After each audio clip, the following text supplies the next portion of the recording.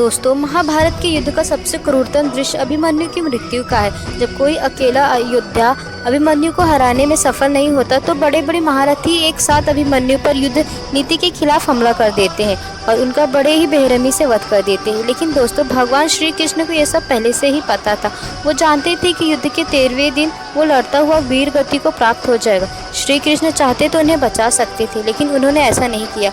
अब प्रश्न ये उठता है कि आखिर सब कुछ जानते हुए भी श्री कृष्ण ने अभिमन्यु को क्यों नहीं बचाया। तो आज हम इसी सवाल का सटीक जवाब देने वाले हैं।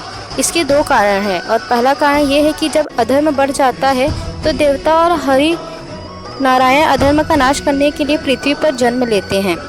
द्वार युग में जब सभी देवताओं से उनकी संतान को जब पृथ्वी पर जन्म लेकर विष्णु भगवान की सहायता करने के लिए कहा गया तो चंद्रमा को छोड़कर सभी देवताओं ने अपनी अपनी संतान को पृथ्वी पर जन्म लेने के लिए भेजना स्वीकार कर लिया। लेकिन चंद्रमा पुत्र मोह के कारण अपने पुत्र को पृथ्वी पर भेजना नहीं चाहते थे। लेकिन सभी देवताओं के समझाने पर कि यह धर्म स्थापना के लिए अति आवश्यक है, चंद्रमा राजी हो गए। लेकिन उन्होंने सभी देवताओं के सामने एक शर्त रखी कि मेरा पुत्र धरती पर अधिक वर्षों तक नहीं रहेगा। अर्जुन के पुत्र के रूप में जन्म लेकर वह श्री कृष्ण और अर्जुन की अनुपस्थिति में अकेला ही अपना पराक्रम दिखाता हुआ वीर गति को प्राप्त हो जाएगा। सभी देवताओं को चंद्रमा की यह शर्त माननी पड़ी। श्री कृष्ण के द्वारा सब कुछ जानते हुए भी उनको न बचाने का एक यह भी कारण था।